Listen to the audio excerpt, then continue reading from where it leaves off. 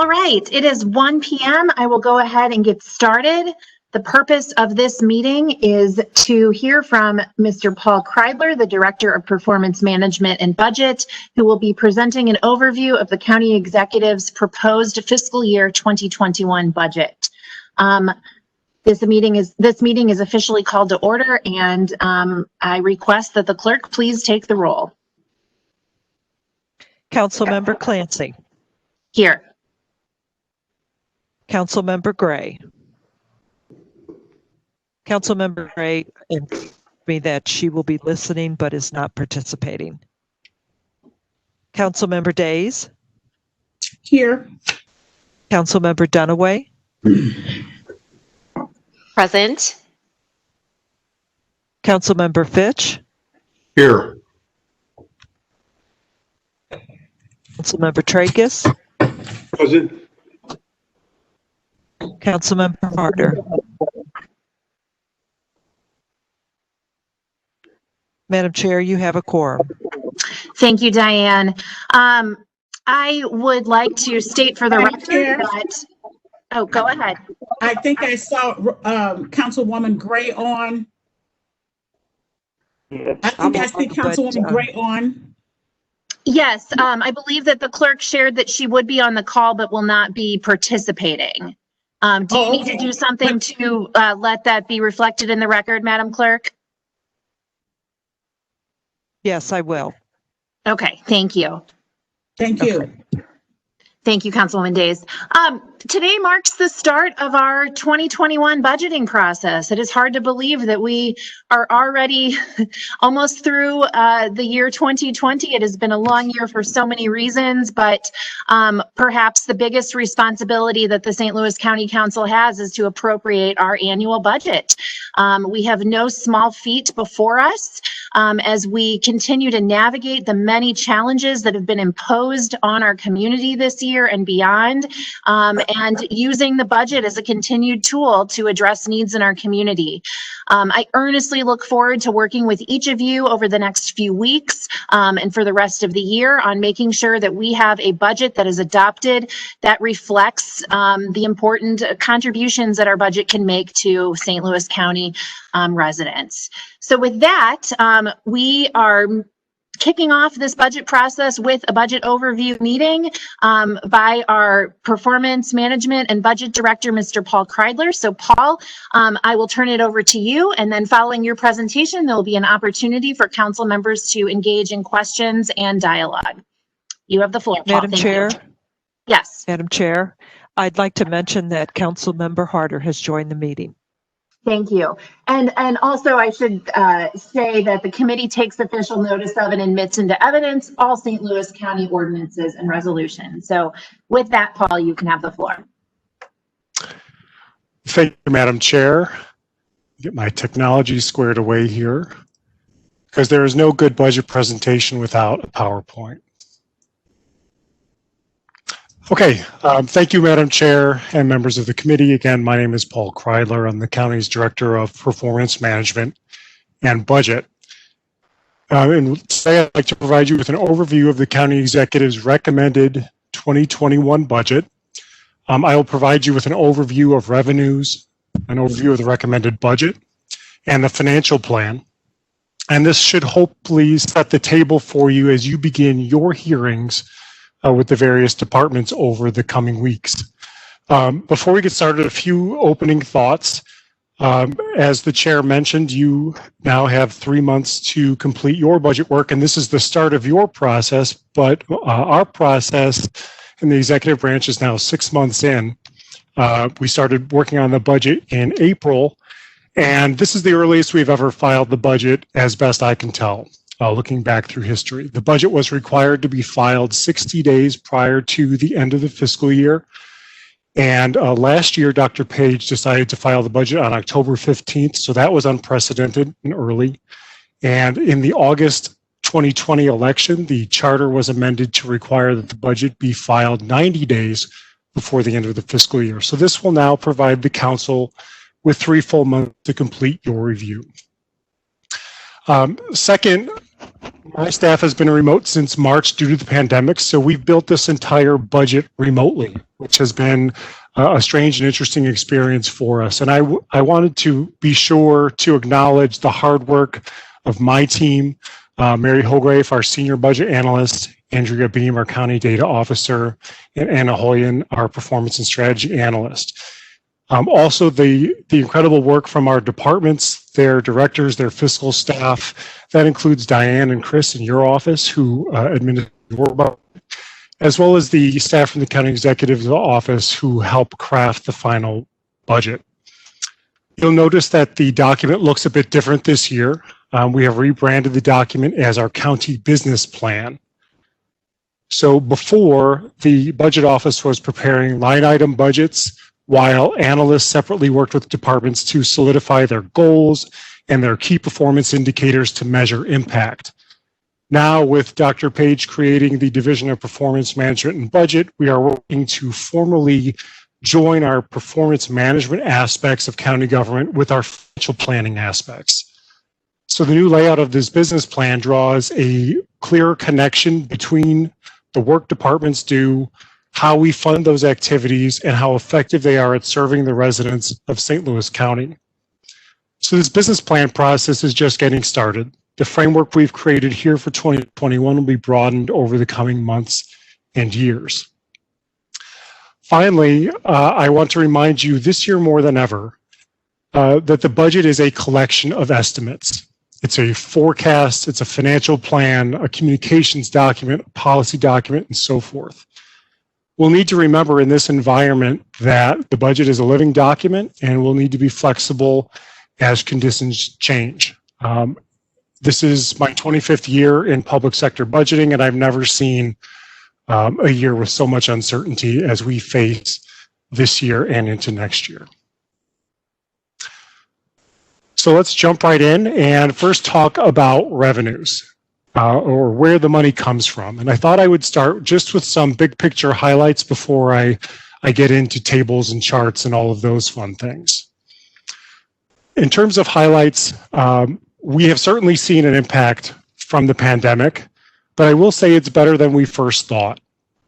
When things began in March and public health orders were implemented, we were seeing some pretty draconian projections of revenue impacts. I can remember a few discussions about, a potential 50% decrease in those in April of sales tax. And what we actually saw were 15 to 20% decreases in April and May. And then in June and July, now we were only 3% down. So these are significant decreases, but nowhere near where we thought we could be back in April. The revenue estimates I'll show you today will show a partial recovery in 2021, but I'm not estimating that we'll reach pre-COVID levels until 2022 or beyond.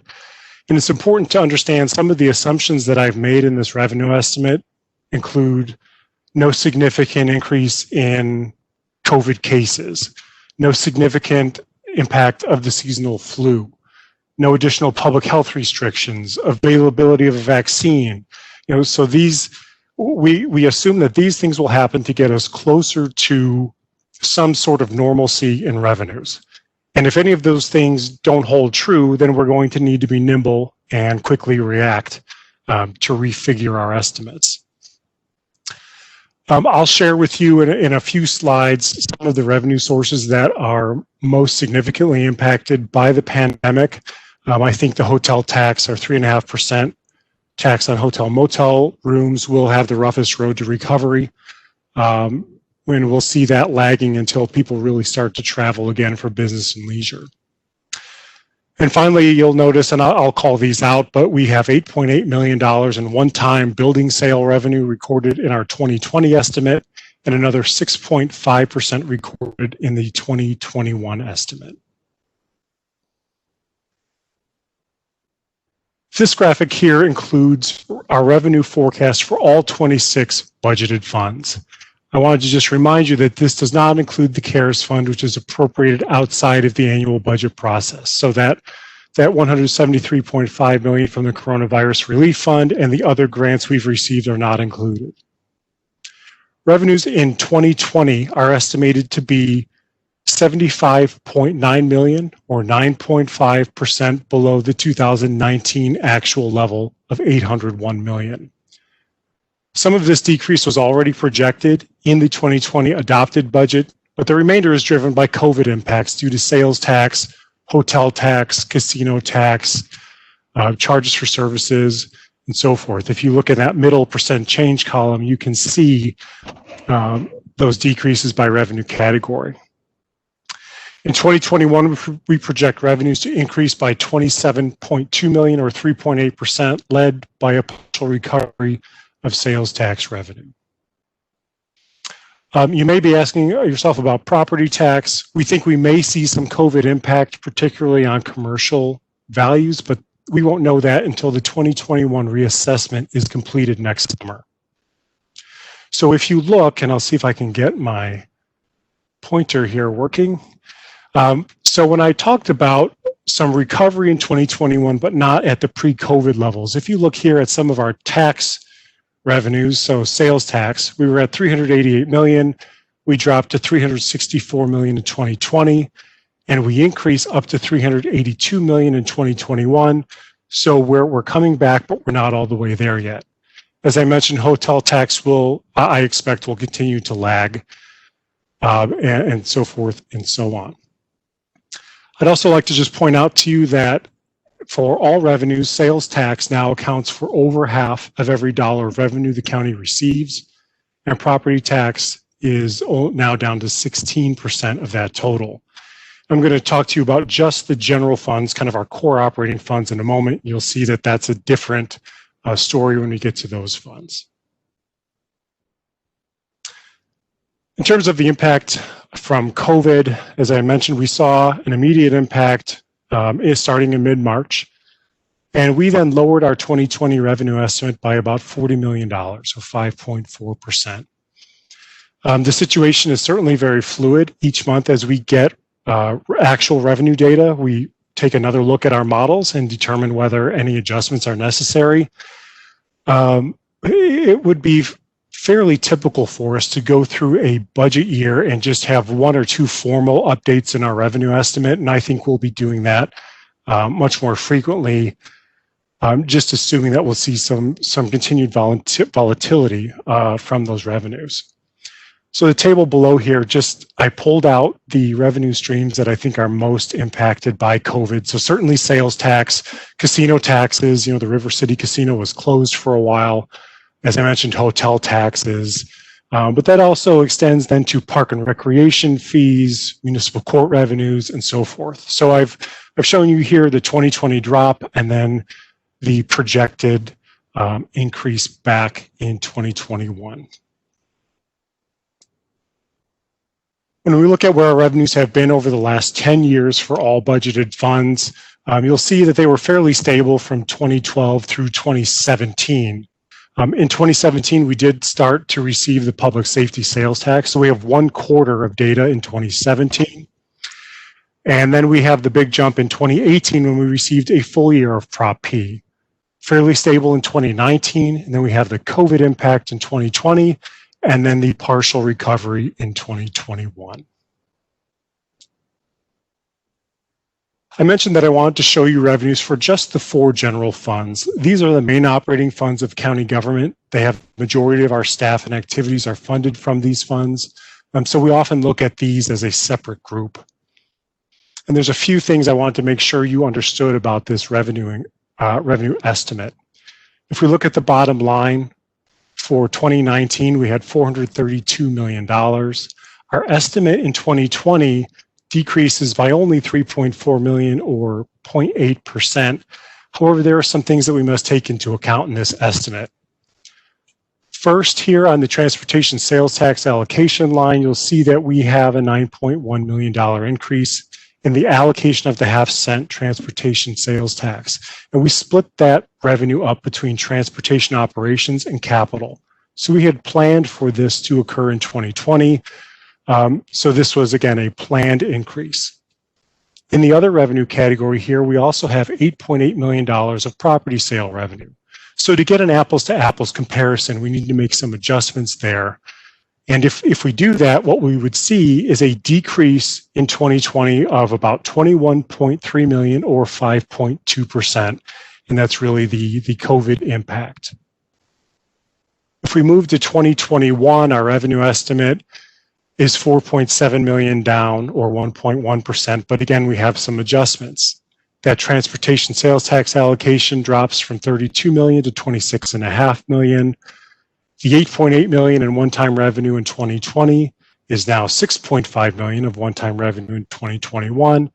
And we have a significant change in the allocation of the county aid road tax, again between transportation operations and capital in the intergovernmental category. So if we do that apples to apples comparison again in 2021, we would see an increase of revenue of 10.3 million or 2.7%. So that apples to apples comparison, we have 2019 and 2020, again, we're down 21 million or 5%. And then in 2021, we're up 10 million or 2.7%. I mentioned that the composition of our revenue is significantly different in our general funds, where roughly a quarter sales tax, a quarter property tax, and the remaining half is split between several revenue categories.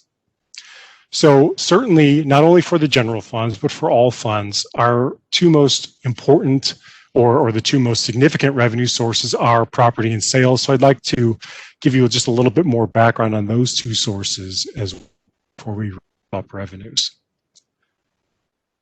First, our property tax rates. For 2021, the county executive's budget does not recommend any change to the property tax rate. It is a reassessment year, however, so we could not change the property tax rate up without a vote of the people. In an even-numbered year, the council does have some limited ability to increase that rate up to a limit, which I'll show you on the next slide. However, in 2021, if the assessed value of our property goes up, we will be required to decrease or roll back our rates so that we do not achieve additional revenues solely due to reassessment. And I'll show you some examples of that in a moment. So here we have our 2020 property tax rate ceilings. These were just certified by the state auditor last month and submitted to the collector before our October 1st deadline. So the county has not been levying a property tax rate up to our maximum ceiling for years and years. And so the reduction from the ceiling to what we levy is called a voluntary reduction. We take one of those every year. And this chart just looks to summarize for you what those reductions are by class of property across the top and by the receiving fund down the left. So for example, in the general revenue fund, we would have the ability, should we choose, to capture an additional 5.6 cents or pennies per $100 of assessed value. And if we chose to do that, the average homeowner would pay an additional $25 per year. If we decided, well, we were going to increase all of our levies up to the maximum, that would be an additional 21.5 pennies, which would translate to an additional $91 on the average home.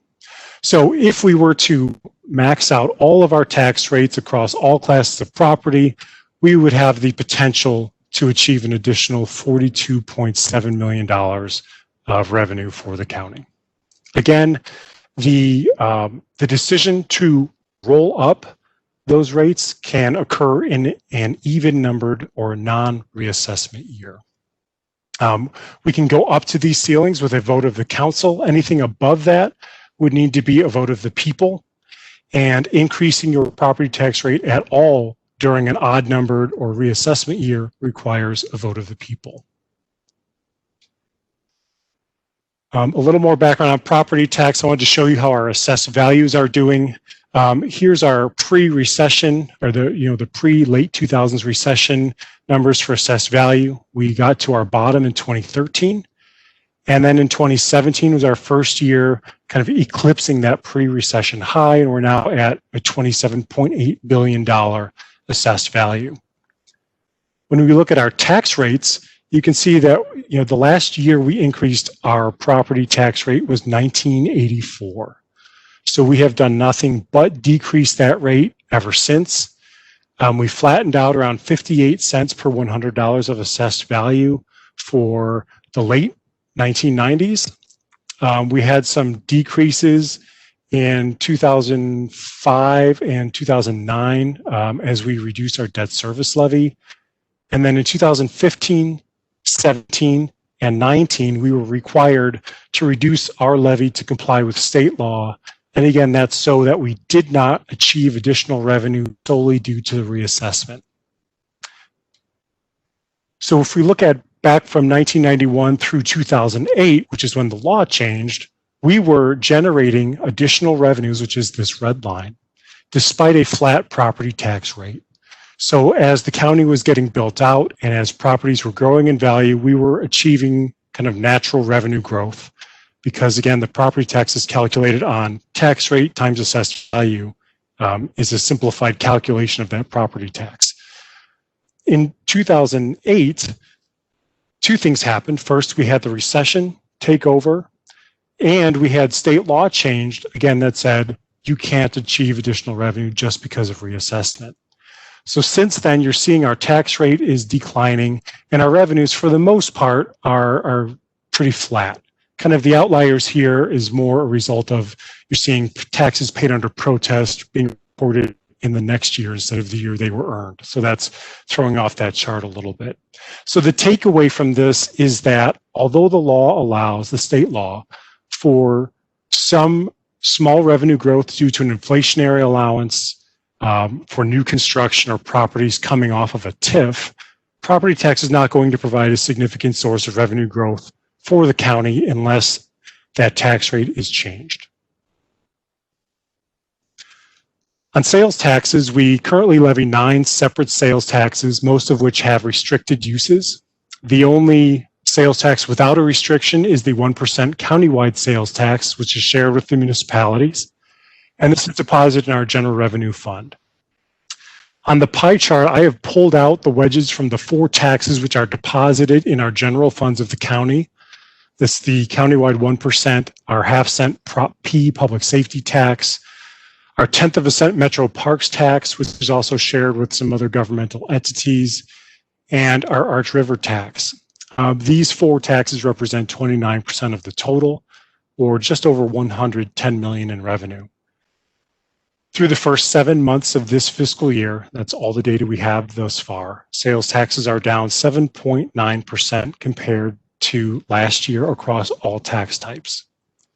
For the countywide 1% tax, which again supports general government services, year-to-date revenues are down 6.6%, and that means $2.0 million less available to support programs and services year-to-date. And we will continue to monitor and make adjustments to our estimates as necessary. To give you a little historical perspective on sales tax revenues, I'm providing this look at our 1/4 cent Prop M public transit tax. And the reason I use this tax is because it's not subject to TIF or other adjustments. So it provides the best pure view of taxable sales activity in the county. I've also smoothed this out using a 12-month centered moving average to alleviate the quarterly cycle of revenues. And so what we can see here are here's the late 2000s recession, our build back, and then now here we're seeing the impact of COVID kind of hitting that moving average.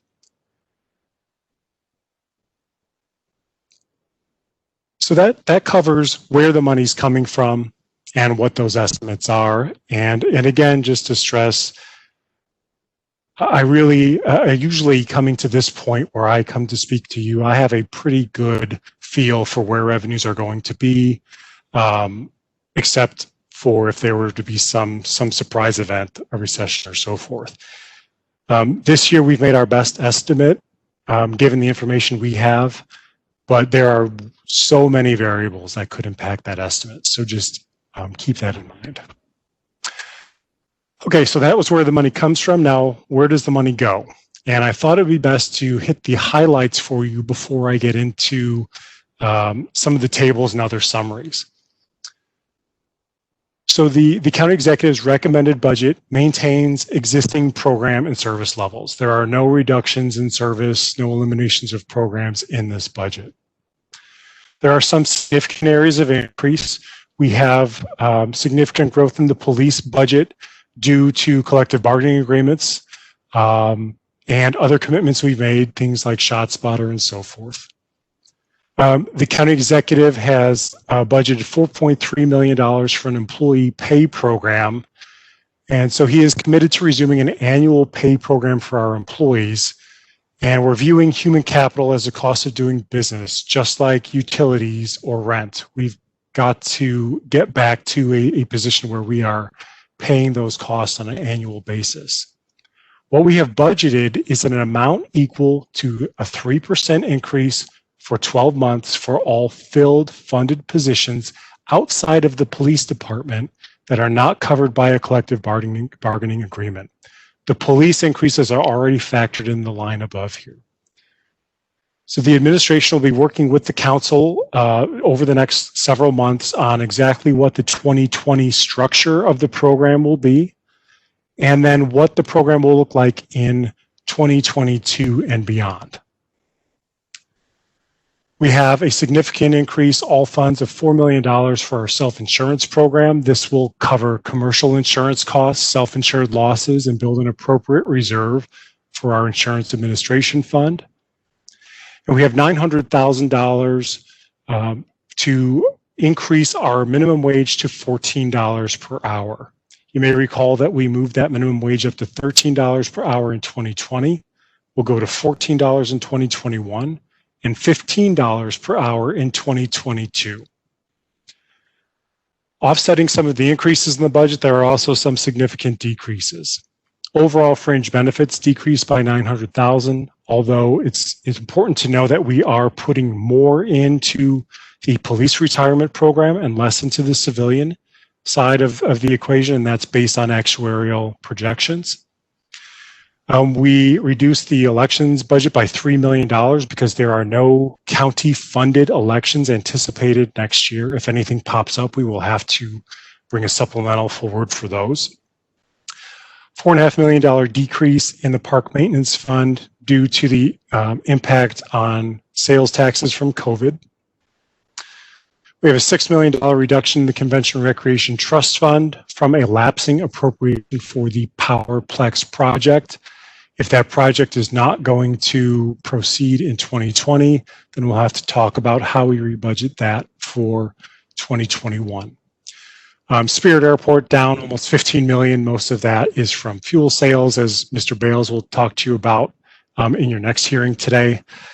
Almost a $9 million decrease in transportation sales tax funds due to the COVID impact on sales tax, and a $3 million reduction in the Transportation Capital Construction Program. And the Department of Transportation Public Works will walk you through that budget during their hearing. So in terms of the overall budget, our bottom line, the budget requested is $848.5 million. This is a decrease of $17 million or 2% from the 2020 level. The budget is composed of 5,282 separate appropriations from 26 different funds. Each fund is effectively its own checkbook. It has its own sources of revenue and allowable uses in a separately managed financial plan. Money from one fund cannot be redirected to another fund for use generally. When appropriate, funds can write checks back and forth to each other. An example would be the Park Maintenance Fund paying the general fund for overhead services, or the Health Fund buying security services from police in the general fund. But generally, one fund does not impact the other. So although our bottom line is down 2%, it's important for you to understand the composition of the budget. So I'd like to walk you through the fund groups and give you a few pieces of information about each. The four funds at the top here in the red box make up what we call the general funds. These are the main operating funds of county government. They support 94% of our employees and the majority of our functions. Appropriations for these funds increased by $14.8 million, or 3.1%. The general fund has a net change of $12.4 million, almost 4%, and that's due to what we talked about previously. It's police contracts, employee pay, self-insurance costs, and so forth. The health fund has a significant increase of 6.6 million, or almost 10%, and that's due to potential ongoing needs for COVID response in the absence of federal funds or any other funding source. And so we'll talk about that more, and the department will certainly talk about that in their hearing. The park maintenance fund I mentioned is down 4.9 million overall, and that's really due to COVID impact. Special revenue funds are a collection of 16 funds, such as the assessment fund, the emergency communications fund, and the children's service fund. Those are the largest. These funds have revenues that are restricted for specific purposes and are recorded in this category. The recommended budget for these funds as a whole decreases by 4.4 million, or 3.2%. And there are various increases and decreases in funds, but I think the largest driver of the decrease is the reduction in the Convention Recreation Trust Fund tied to the Powerplex project. The debt service fund is used to pay debt service on the county's general obligation bonds, so not all bonds, just general obligation bonds.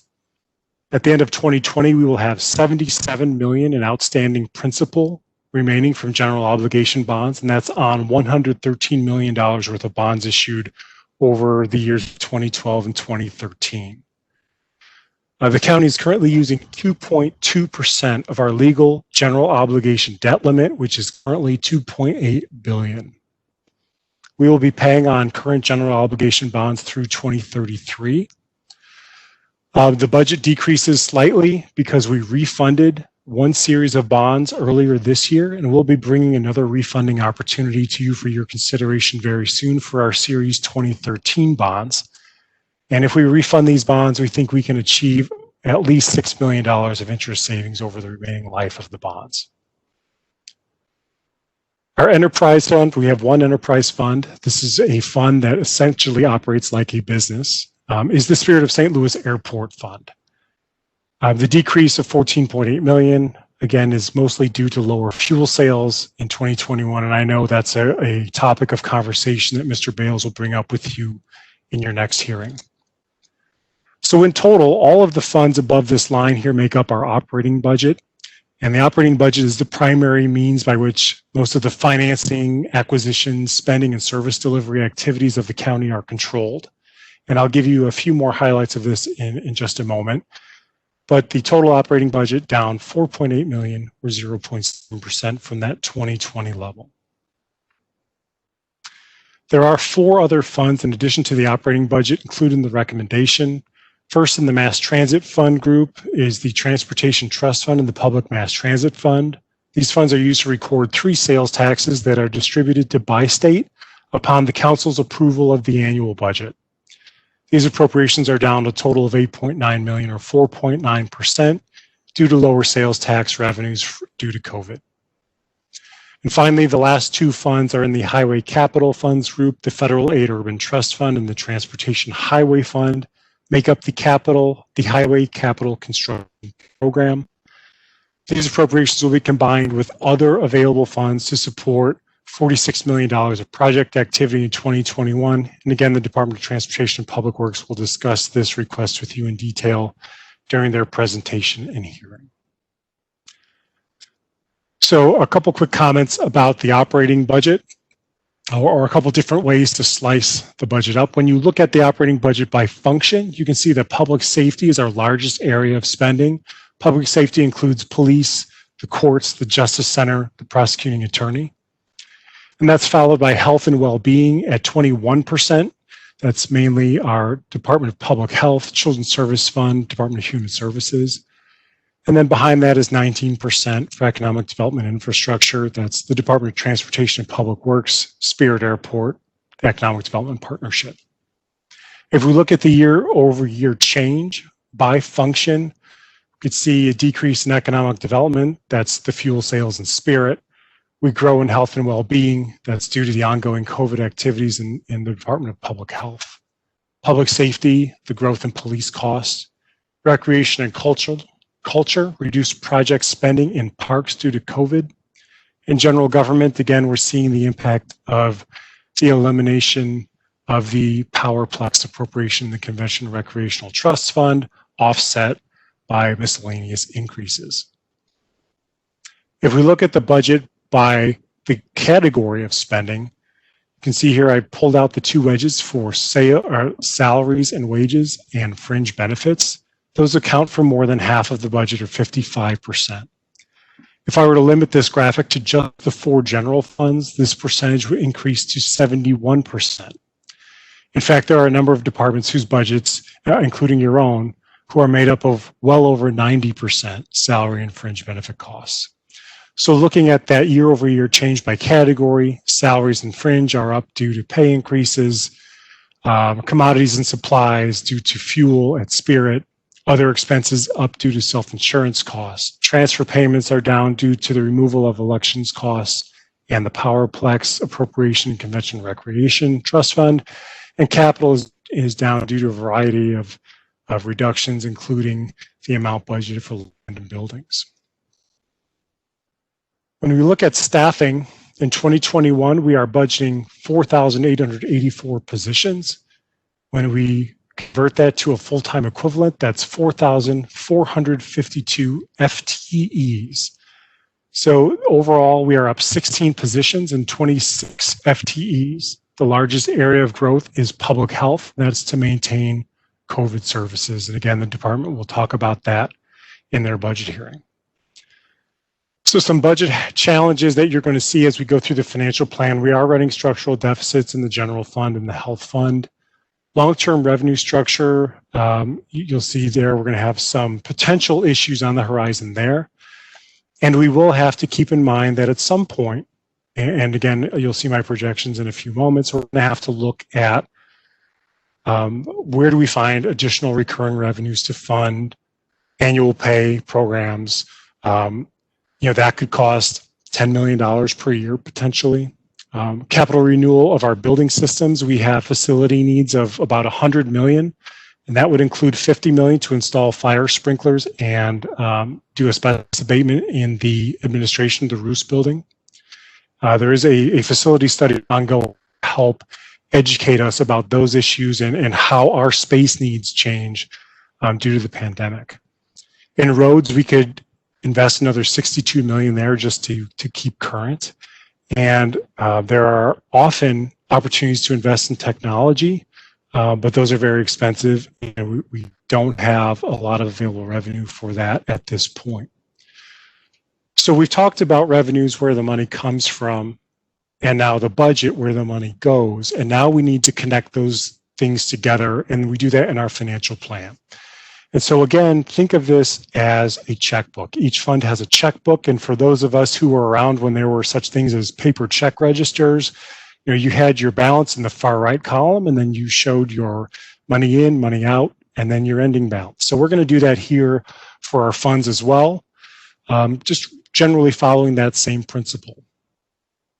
And I do ask with you, I will try to make this as painless as possible, but it is a pretty critical piece of information. I know it's maybe not as fun as some of the other pieces, so hopefully I will keep you riveted with this part of our discussion. So here, what I've done is I've plotted out our 2020 estimate of our financial plan. So we have our funds coming across the top here, and I'm just focusing on the general funds. And then I'll walk you through the presentation down here on the left, but I'm going to focus here on the general fund. So we started 2020 with $61 million in the bank in our reserve or our fund balance. One note here is that this is a lower number than is reported on our financial statement because I adjust out encumbrances that are already committed. So what I'm trying to show here is we call it our budget balance. And this is money that's truly available for new spending. So we started the year with $61 million. We are estimating $287 million of revenue to be received during 2020. We estimate that we will spend $297 million. That is a deficit or a structural deficit within 2020 of $10.5 million or 3.5%. However, we also have $12.2 million in positive adjustments, and this is, it's noted on the bottom of the slide here, $8.8 million of one-time revenue from the sale of buildings, and we issued bonds earlier this year that provided $3.4 million back to the Prop P segment of our fund balance to reimburse ourselves for a 2019 land purchase related to police precincts. So at the end of the day, even though we're running a deficit, a structural deficit, we increase our fund balance slightly from 61 million to 63 million. So at the end of the year, we have a 22% reserve, which is over our operational target of 10%. One other thing I wanted to mention here is you'll see an $800,000 adjustment in parks. This is the reserve for replacement of soccer fields at the Kreidler soccer complex. We are reserving $400,000 per year to build up a sufficient reserve that once those fields need to be replaced, the Parks Department will have a source of revenue to go to and make those replacements. However, we need to talk about the general fund in a little more detail, and I've highlighted that here, because the general fund per ordinance has a kind of an administrative split in it between general revenue and Prop P, or public safety sales tax revenue. So now this column here that I have highlighted becomes the far right column on this schedule. So what I'm showing here, and I'll try just to give you the highlights. Here we have every department except for the police department. Here I'm showing just the police department. I'm totaling those things up. This is basically the budget we operate from. And then we have unplanned Prop P revenue. So here's the takeaways here. $61 million of fund balance to start the year. It was roughly 40 million general government purposes, and 20 million of it roughly was Prop P reserve. We're bringing in our $239 million of revenue. We've allocated 51.9 million of Prop P revenue to police activities, and then some activities in other departments, justice services, county counselor, other departments for things that the council has approved. So although we have 51.9 million budgeted, we only have $47.7 million of revenue estimated due to COVID. So we're kind of starting here with a $4 million deficit on that Prop P side. So we then come down here, we have 297 million of revenue. That's a $10 million deficit. We then go through an adjustment where we take money that we don't think the police department will spend, and we reconcile this at the end of the year, but we then split that back out between general revenue contribution and Prop P contribution. We have the adjustments we mentioned before, $8.8 million in revenue from building sales and $3.4 million of revenue from the bond issue where we were recovering police land precinct purchase. One other thing to note, the ordinance for Prop P says that the first $107 million of the police budget comes from general revenue. It also includes an inflator that says that if the police budget goes up, this number has to go up as well. So there was a small increase in the police budget in 2020, and that's why this number now, instead of 107 million, is 107.6 million. So once all adjustments are made, and we take Prop P out of the mix, our real structural deficit is 8.8 million, or 3%. We would have a $1.7 million deficit in Prop P forecasted, but for this $3.4 million in police land purchase reimbursement. At the end of the year, again, our balance goes up slightly. So we're now at 41.8 million in general government use, and the Prop P balance is now up to 21.1 million. So that's how we think we'll end 2020. As we move forward to 2021, first I need to show you the financial plan summary per the budget. And I show you this because the way we have to present the budget to comply with charter is a little different from the way it will actually execute. First, the charter revenue calculation says that we must look at our 2020 revenue estimate and our 2021 revenue estimate, and we have to go with whatever number is lower. So we've done that for each of our funds here. For 415 million of revenue, we must then show full appropriation because we have to make sure that there's enough fund balance or revenue to come in to cover that full appropriation. However, we know from historical experience that we will only spend 92 to 93% of that appropriation. So in the next slides, you'll see really what we think will happen in 2021. I mentioned to you before the adjustment, the soccer field replacement reserve. We were at 800,000 in 2020. We'll be up to 1.2 million in 2021. So if anyone gets the extra credit and goes back and notices that my starting parks balance is less than my ending balance from the prior year, it's because I've adjusted that soccer complex reserve back in so that I can show the full amount coming out, just for disclosure purposes. So here's what I think is more, certainly we have to have a legally balanced budget, which we do, but I think this is the more important view of 2021 here. Again, the same layout as 2020, general funds across the top, and then we'll walk it down here and I'll focus on the general fund. Start the year with $63 million of revenue, of fund balance or reserve. We take in 294 million of revenue. We spend 309 million. So that is a structural deficit within the whole fund of $15.8 million or 5.1%. However, we have an adjustment of an anticipated $6.5 million of one-time revenue from the sale of another building in 2021, which would give us an ending balance 53.7 million or 18.3% reserve. And that is over our operational goal of having a reserve of at least 10%. When we look at the other funds, we have a planned drawdown of fund balance in the Special Road and Bridge Fund, and that's how we're managing the allocations of transportation sales tax and the county aid road tax between transportation operations, which you see here, and capital, which is in other funds. In health, we have a significant drawdown of reserve, $15 million. That's a 23% deficit. And again, there's a lot of uncertainty with our health program for next year. You'll hear the directors of health will talk about how they need to be prepared to maintain service levels because the pandemic will continue into next year. The federal coronavirus relief funds are currently scheduled to expire at the end of December. So we have this set up to be able to cover those costs in the absence of some other revenue source. But obviously we can't do that again after this year. We'll have $10 million of fund balance left. We cannot burn another $15 million in 2022. So we'll just have to keep in close communication on how this budget evolves over the remainder of this year and next year. And again, the directors of health will provide you with a full overview of their plan during their hearing. So just like last year, we've got to look at the general fund in more detail. And so I've done that here. Again, start with 63 million, end with 54 million.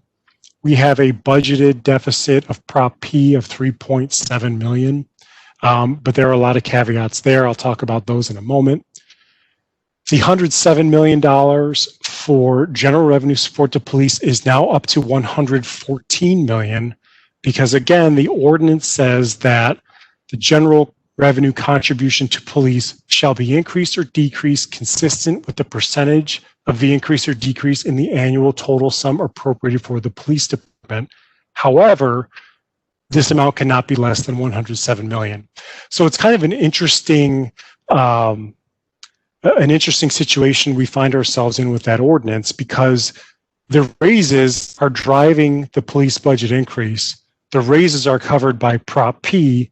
However, we're forced to pull more general revenue into that police budget because of that ordinance. So it's really kind of double funding some of the increases to police. It's neither positive nor negative. It's an interesting kind of fact here that we have to work in. So I just wanted to make sure you were aware of that. When we look at total deficits for the year after we make our adjustments, Prop P, I estimate, will have potentially a $1.5 million deficit, drawing the balance down from 20 million to 19.6 million.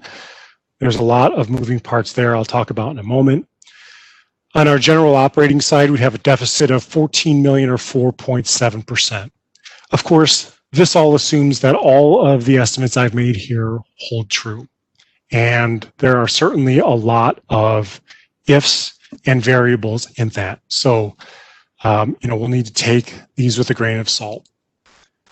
What I've done here, and for those of you who have had the good fortune of sitting through my presentations over the past few years, are familiar with this presentation. I wanted to show you my planning tool for what the general fund could look like in the future if what I know today holds true. And this is really just a planning tool. So the top two lines, the blue line is revenues, the red line is expenditures. And so if the red line is higher, then we're in a deficit and we're burning fund balance.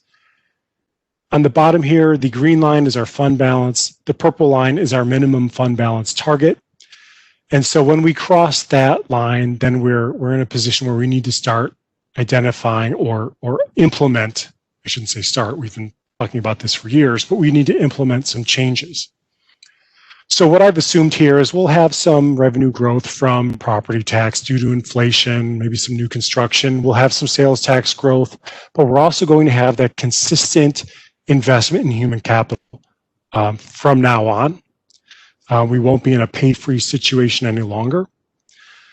And so if these things happened, we would be under our operational guideline for fund balance as soon as 2023, and then we would be out of resources in 2024. Obviously, that can't happen, and we wouldn't let it happen.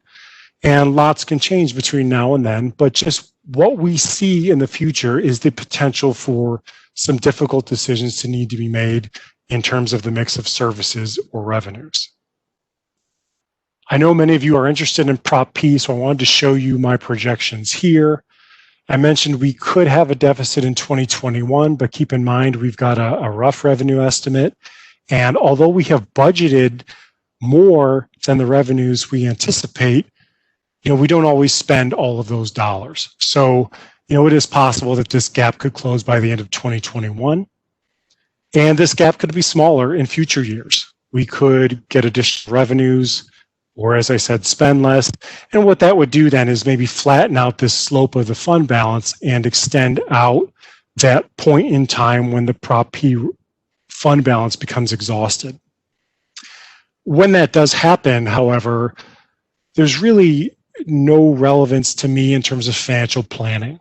When that fund balance is exhausted, the distinction doesn't matter anymore between Prop P and general revenues. It's baked into employee salaries, it's baked into capital investments, and a commitment we make with Prop P today is still a commitment against the general fund 10 years from now, even if we were to continue this chart and we didn't have enough Prop P revenue. It really is all general revenue fund when all is said and done. Finally, I wanted to show you the health forecast, and this one, as I mentioned, has probably the most unknowns about it. We made a decision just for historical purposes to start drawing the fund balance down in 2009. We took some property tax levy, moved it to the general fund. To the credit of the health directors right now, they did a lot of hard work here from 17 through 19 to flip the script there and get their expenses in a position where they had sufficient revenues to start building some fund balance back, and they were successful at doing that. Now, COVID is kind of changing the rules on us. So, again, with a grain of salt, view this because there's a ton of unknowns here.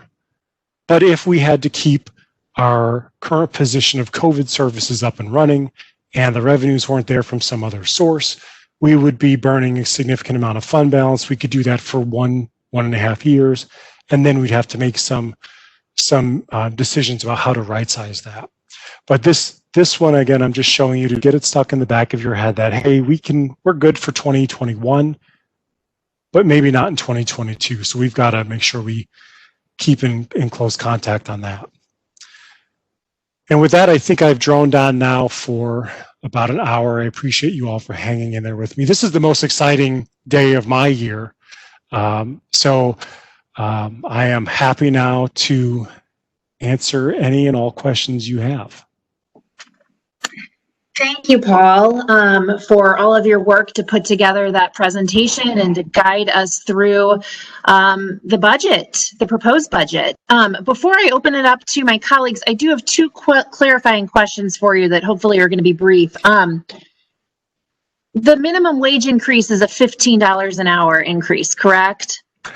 The program was to go to $15 over 3 years. Oh, so okay. 2021 will be at 14, and then we'll go to 15 in 2022. Excellent. Okay, got it. I was clarifying that because I did see the $14 figure on your slide, so I wanted to make sure that was still the plan. And then the slide, I didn't see numbers on your slides, but the slide that was just prior to the one about the public safety sales tax. The general fund forecast? Yeah. Would you mind putting that back up? Sure.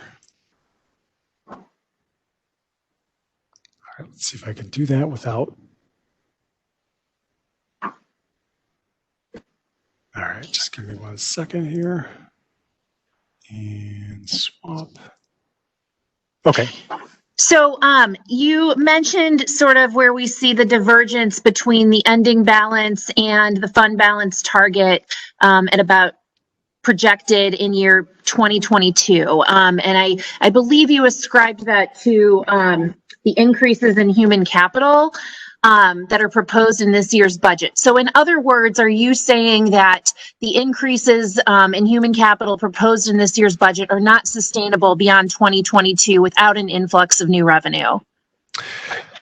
Yes, so these projections assume that we will have a pay program for our employees or an investment in our employees every year from here forward. As you know, I think 8 out of the last roughly 11 years, we've had a pay freeze for the majority of our employees. And so the county executive is committing to or proposing an annual pay program. And so the amount that we fund in 2021 will continue, and then we would layer on another program in 2022, another in 2023, and so forth. So if that happens, and these projections hold out to be correct, then yes, we will have to identify either new revenue or service reductions to make the finances work out for that. Okay, thank you. That answers my clarifying questions for now. I will open it up to my colleagues on the council for their questions. Madam Chair? Yes, Councilman Harder. Yes, Paul. Have we figured in or considered any money from the CARES funding, based on the $68 number that the Municipal League is looking at for this county, which would, in my estimates, bring in about $20 million? Have we looked at that, and is that being considered as a way of supplementing revenue in this budget? Yes, it's a good question. Thank you for bringing that up. I have not factored in, and so the way this would work is we would allocate existing expenses, likely in the public safety or public health area, to the coronavirus relief fund. If we do that, what will happen is our expenses will go down, and that will then increase our available reserve. So I have not factored that in here yet, although we are, I know our fiscal management crew is working with departments to identify exactly what substantially dedicated employees we have to COVID and what our opportunities would be there. So that is a potential area where we could improve the financial plan. Some of the federal discussions have also included potentially extending the time frame for the coronavirus relief fund, or allowing some of those funds to be used for budget relief or to help offset the revenue losses to local governments. So those are all potential things that could help us out. They would give us, again, an increase to our fund balance or our reserve. Wouldn't necessarily fix our long-term potential for a structural imbalance there, but it would give us definitely some benefit. Well, it would pay for expenses this year and make this year look better on paper, which will change fund balances in future projections, correct? Because you're all basing it off of this year. That's correct. The status quo of this year. Yes, that's correct. And we will certainly maximize whatever ability we have to utilize those funds. Is that being professionally considered right now? Because we're going to be out of months here real soon. Yes. If we're going to go that direction or not. Yes, it is. I don't know, I don't have enough detail yet to work it into my estimates. But once that situation clarifies itself, then we will be updating our financial plans. Who is working on that project right now? Well, it's the CARES team, it's the Department of Administration, it's every department who's looking at their payrolls to see who is substantially dedicated to COVID relief. So it's a large effort. Okay, thank you for now.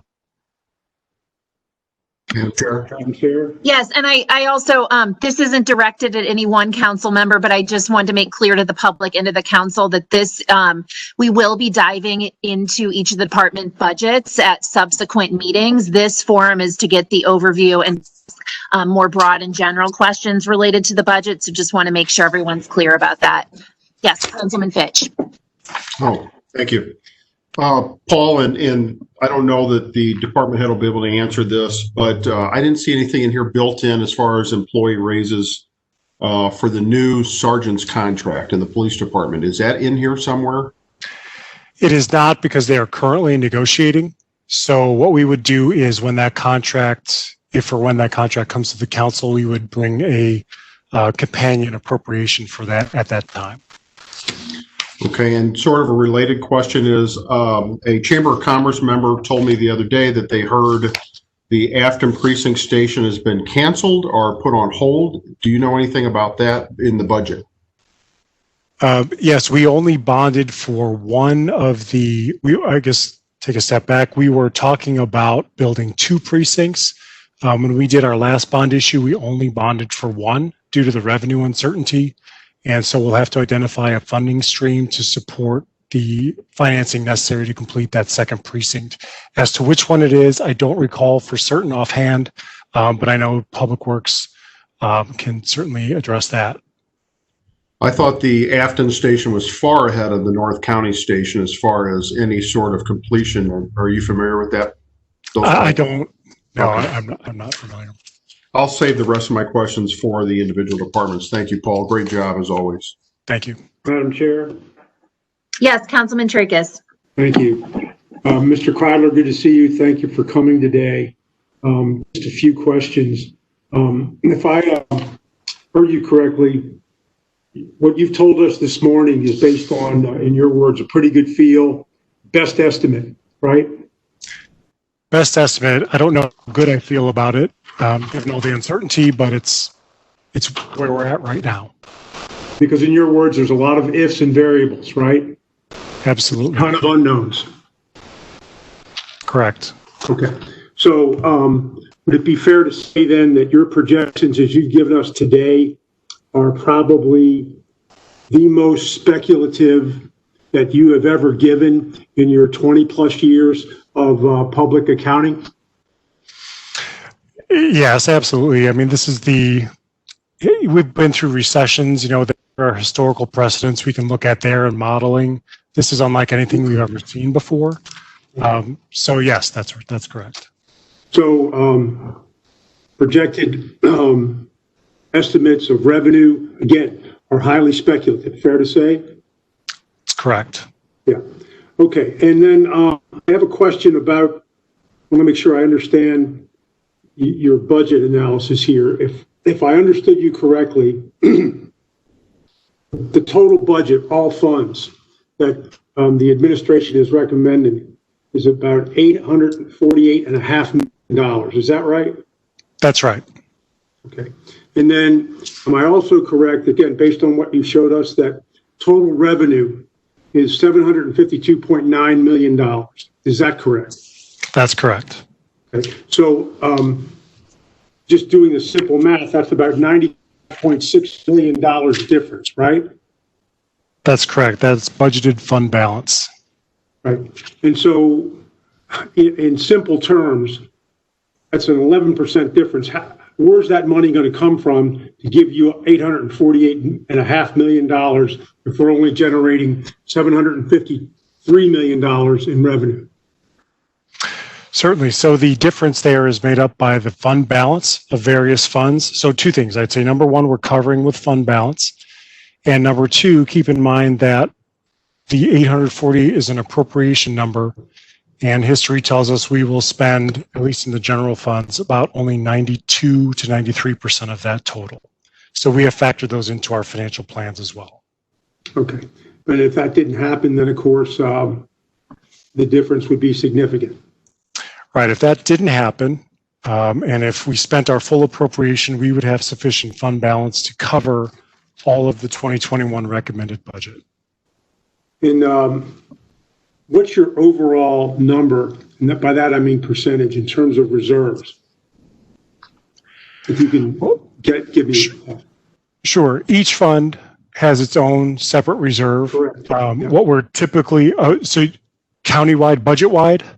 Yes. Let me get back to you. I'll do some quick calculation on that and get that to you.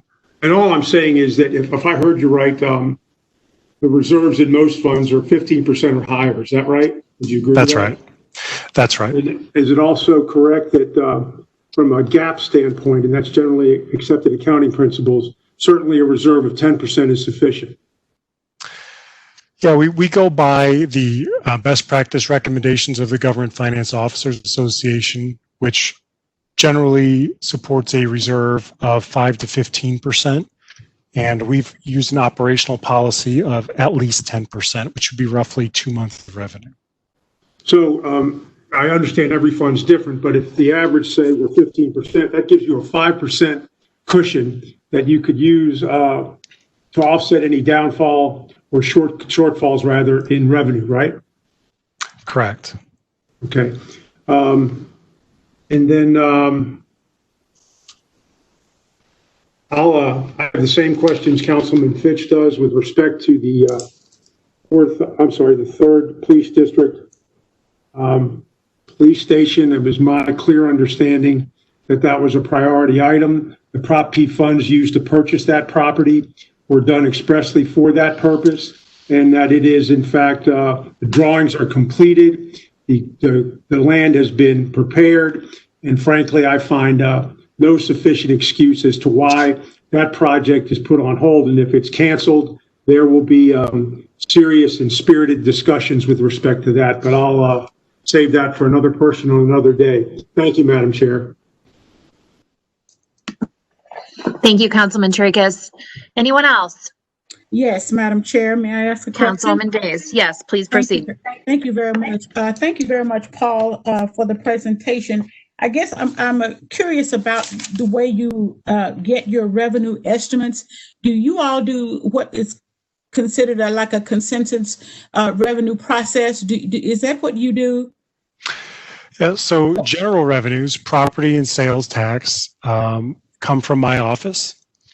And the programmatic revenue estimates, such as fees, rents, and things, come from the departments, the experts in those departments. So we utilize historical data, economic surveillance, and just, generally we grab any piece of data we can get our hands on to try to inform our estimates. Okay, and that includes the administration as well? Yes, these are the official estimates from the administration. Okay. All right. You mentioned earlier about extending the time frame of some of the COVID expenditures, or we may be able to do that. Now, that does not mean that we will have additional funds, does it? I'm understanding that we have the 173 and that's it, whether we extend the time frame for spending that or not. Basically, that's all we're going to get. And what does extending the time frame really do? Well, extending the time frame would give us certainly more time to identify expenses and apply them to those funds if we needed them. There is discussion of a second stimulus that could potentially provide additional revenue, or changing the restrictions on those revenues could have a positive impact on our budget as well. So just a number of things going on there that we'll have to keep our eyes on. And as those materialize, or if they materialize, we'll adjust our estimates at that time. Okay. And my last question had to do with, have you put in here or allotted for potential lawsuits and the liability that we as St. Louis County will be facing? Now, we already did the Wildhaber one and others potentially. Have we considered that in this budget? Yeah, so every year we go through a loss projection exercise and we look at our self-insurance program and we determine what amount of revenue we need to put into that. So we think of that as we're like a little insurance company within our self-insurance program. So we have put $4 million into this budget that will be used to pay for commercial insurance, as well as any potential losses, and to help us build a sufficient fund balance in our self-insurance fund. So at this point, we have enough to cover the estimates, but we always have to be prepared for the unknown. That's all I have, Madam Chair. Thank you. Thank you, Councilwoman. Anyone else? I do have one follow-up. Yes, go ahead, Councilman Fitch. Thank you. Hey, Paul, in account number 535710, the contingency fund. In 2019, we spent a little over $18,000 in that fund, but the county executive for 2021 is recommending $6.4 million for that fund. Can you tell us what the difference? Yeah, you're seeing the emergency fund, and the emergency fund is a statutorily required appropriation of 3% of our general revenues. So we will never spend money out of that account. We have moved about $2 million of it out into the police budget for COVID this year. So you'll never see, so that's why you'll never see an expenditure there, and then you'll see it come back about $6 million every year. Does that make sense? I think so. So the way to access those funds is that council would adopt a resolution to transfer out of that emergency fund appropriation into a department's operating budget.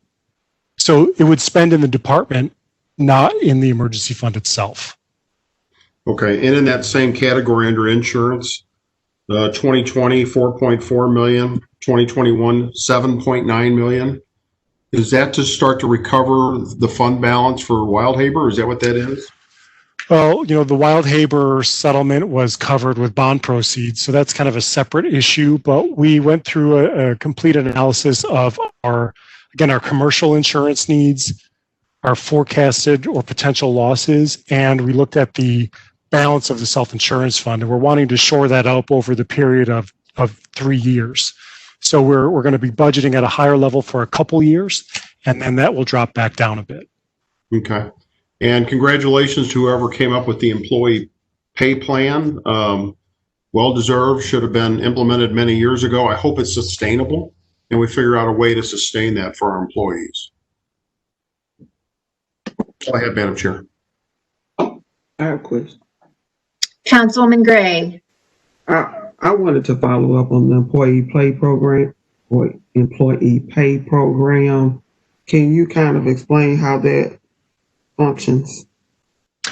Well, that's again something that the administration will be working with the council on over the next couple months.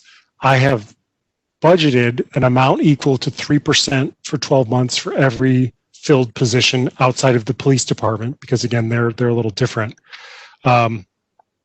So exactly how that's structured is a conversation that the administration will be having with all of you over the next couple months. And I think that could potentially look a little different in 2021 than it would in 2022. So they're looking at options to bring to you in terms of, how much of it is potentially a cost of living adjustment versus a merit-based increase and what that program looks like. So there will be more discussion to be had there, but I do have the funding set aside in the budget to be able to implement something. Now, I have that some people, new employees, should I say, or new hires are getting the $15 in some departments, whereas your current employees, and this may not be for you, like you said, didn't get that type of consideration. Is that going to be part of this structure, or again, do I need to wait to talk about it? Yeah, I mean, again, I'm not familiar with the specific instance you're referring to, but I mean, it has been a significant issue that we've had on the operating side here, that we have to pay people on a market rate to get them in the door. And sometimes that puts people in the same job class working right next to each other, and the new person gets paid more than the person who's been here 10 years. And that is extremely difficult for our departments to operate around. And so this getting back to an annual pay program will help us alleviate that problem. It is quite possible that what you bring up is correct. It's not equitable, but it's correct. Okay, and then you mentioned the police budget growth due to collective bargaining and the shot spotter, and I guess there was some other things. Does that include Prop P? Because I thought shot spotter was paid from Prop P funds. Yes, so the police budget is for 2021 is a mix of about $114 million of general revenue and $46 million of Prop P. So yes, we're using Prop P to pay for the new things like shot spotter and the police pay enhancements. But it's all within the general fund, so I'm showing that total general fund growth. Okay, thank you. Madam Chair. Councilman Harder. To follow up on that pay plan and to be very specific, you said that the merit pay plan will be for those not in the police department. It probably should be those not covered under Prop P increases, correct? Not so much just in the police. Well, I think that's a discussion point. The police and the collective bargaining agreements that cover the vast majority of their employees have a multi-year pay plan for the crime lab, the civilians, and the police officers. And as Councilmember Fitch mentioned, the sergeants are currently negotiating now. There were one-time adjustments to some other Prop P funded departments, such as Justice Services, the prosecuting attorney, and so forth. And whether those are included in the 2021 pay program or not, I think is one of those items that will need to be discussed between the administration and the council as we seek a consensus on what the plan for 2021 looks like. I mean, I would think that those that got raises, services, and prosecuting attorney, and other county employees never got anything in the last couple of years. I think that needs to be massaged out so that the majority of that money, if not all of it, goes to folks that have not been in any of those categories and then not have gotten a raise throughout the last 4 or 5 years. Yes, I understand your. I mean, at least the people in the Justice Services got something. There's a lot of people in other departments that have gotten nothing and have actually fallen behind in the scheme of things for the last 5 or 6 years. Will that change any of your numbers if we move that money towards those people instead of other people? Yes. So right now I budgeted that 3% for all departments except for police, because again, their raises are already covered. I want to make sure I repeat that so there's no misunderstanding. Those police raises are covered. If certain departments are excluded from the 2021 raise, then that will change the math a bit. You could potentially lower the number a bit, or if there's adjustments made in terms of percentages or things like that, then we would need to make adjustments in the final budget that is ultimately adopted by the council. Okay, thank you. Madam Chair. Councilman Tracus. Thank you. Paul, I neglected to ask you this before, and I wanted to circle back to it. In your projections that you gave us with respect to your fund forecasts and the obvious deficits looking forward, did I understand you correctly early on in your presentation that no cuts in programs or services were considered or factored in to your projections? Is that right? That's right. The recommended budget has no service reductions or eliminations. We did look at them during the budget process. We looked at what each department would recommend to implement either a 5 or 10% decrease to their budget. Most departments participated in that exercise, and it generated a whole bunch of bad outcomes. So ultimately, none of those were accepted, and we are continuing at our current service levels. So a couple follow-ups. So each department actually performed that exercise and tried to respond to your request or the administration's request to find a certain specified percentage savings? Right, yes, and to help us understand what that means to their services and their programs. And when you say it didn't result in or resulted in bad outcomes, can you be a little bit more specific? Yeah, I think I can talk about it even more generally. You know, we have been kind of hamstringing our departments since the recession began, saying, you know, we want you to produce the same levels of service, but we're going to take positions away, or we're going to take other resources away, but you keep doing what you're doing.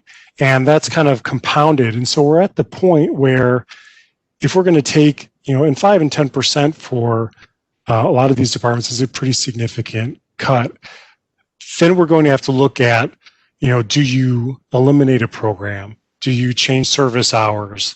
Do you change service locations? So those were all, when I talk about the host of bad outcomes, those were all reviewed. And at the end of the day, the recommendation was to maintain our current service level.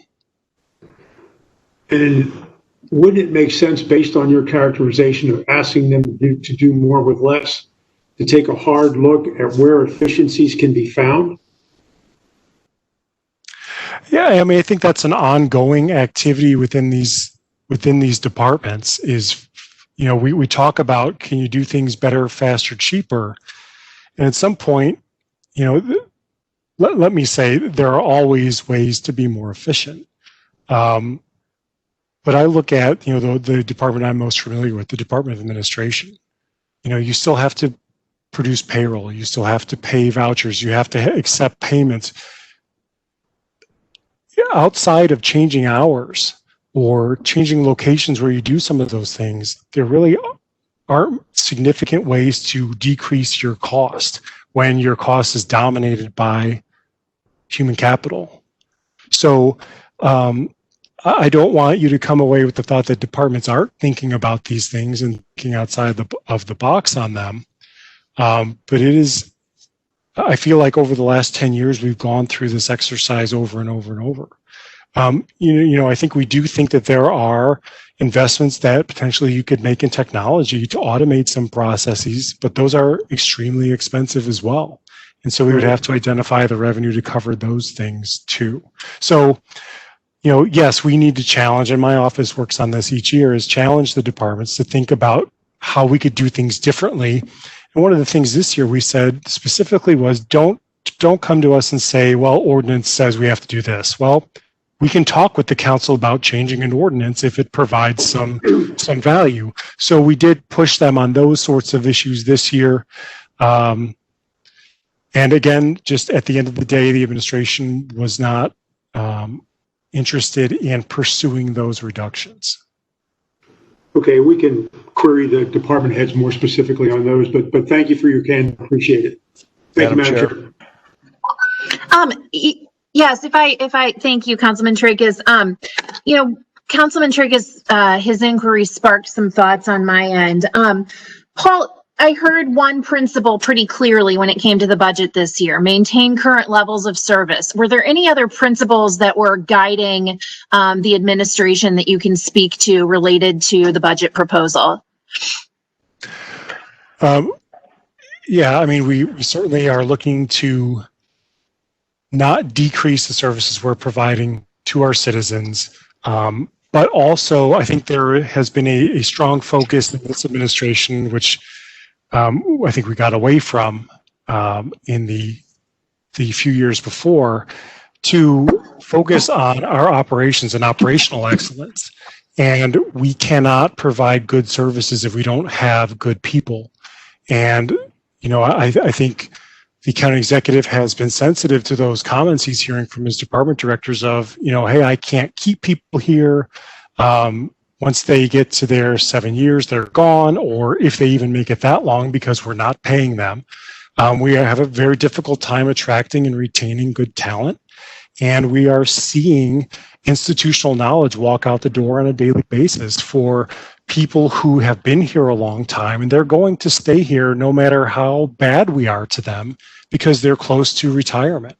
And when those people leave, that's when we're feeling this operational impact. And so we're really seeing that now is that, a 20 or 30 year veteran leaves and the bench is pretty thin on the backside.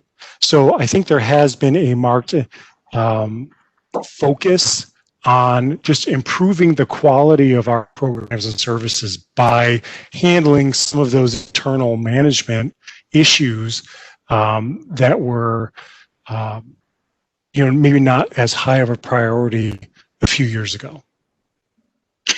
Yeah, and I don't know that this is a discussion for today because I don't want to put you on the spot with this, but I guess to that end, when it comes to the operations and operational excellence pieces that you mentioned, I genuinely am curious how, particularly in your role and how it's changed over the past year, how you are marrying performance management to budgeting. So how do we know that our investments are getting where they need to be and how that they're working? I mean, I know that there are so many values that connect to that as well. But I'm really interested in sort of how inputs lead to outcomes in St. Louis County, and then how then we are assigning our values via budget and dollar amounts to those things. And we can talk about that later, but I am curious about all of that. Okay, maybe I'll just give you a 1 minute quick answer to if that. You have that. Like I said, I don't want to put you on the spot, but. Well, this is as excited as I get.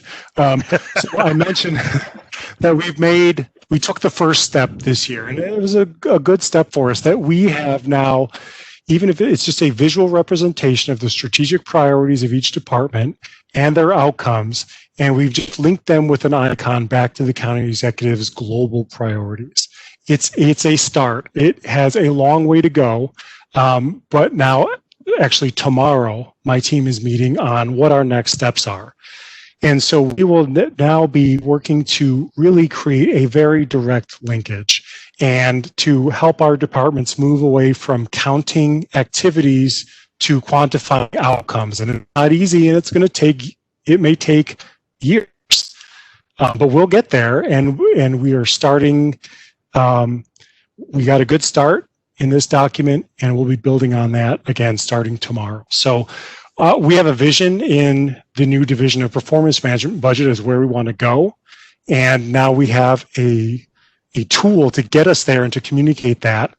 And when we do this right, and when we reach our goal, we will have dashboards where we can look at historical performance over time and real ways of communicating to our constituents.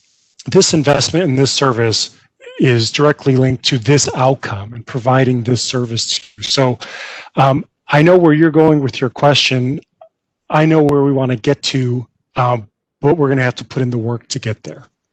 And so we got our good start this year, and we're going to keep that train going. Excellent. Thank you. I can see the passion in you on this topic, and I'm excited to see this unfold. Councilman Harder, did you have a question? Yes, I want to follow up on that. Paul, do you know how much of the 2019 budget expenses were tied to personnel costs? Well, in the general fund, or the general funds, our main operating funds, it's about 71% of our budget is personnel costs. And I will go and calculate the 2019 actual for you, but I'm sure it's right in that ballpark. So 2020, what is the personnel cost going to be at the end of the year, your estimate?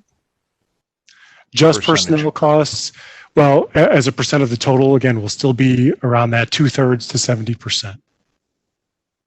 And your budget that's a pretty constant percentage.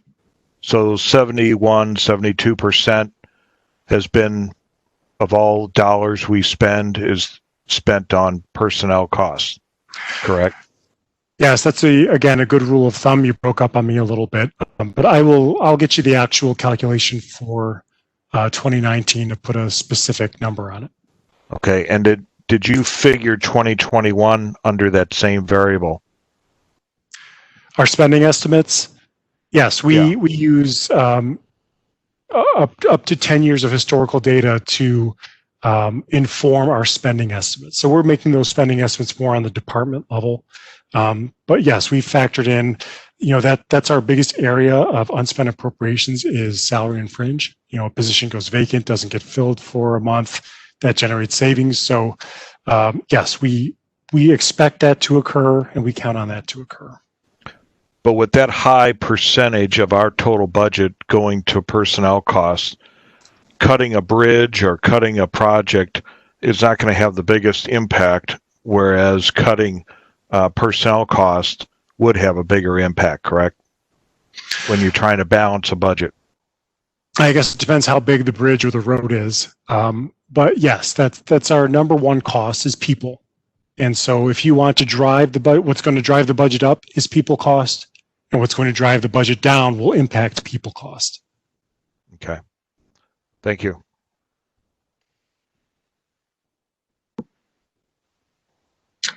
Anything further? I am hearing nothing. Madam Clerk, do we have any public comments this afternoon? No, ma'am. No, ma'am. No public comments. All right. Well, unless there's any further discussion or questions for Mr. Kreidler, I would entertain a motion to adjourn. I want to thank Mr. Kreidler for his hard work to get us set up for this year. I also want to recognize our budget and policy coordinator, Chris Howard, who's also put in some work to get these meetings on the calendar and coordinated. This is no easy feat, and we've got our work cut out for us over the next few weeks. So glad that we've got the folks on deck that we have. I would entertain a motion to adjourn. So moved. So moved. Second. For a second. All right. All in favor? Aye. Aye. Any opposed? Meeting is adjourned. I will see you all at 3:00 for our next one. Thank you.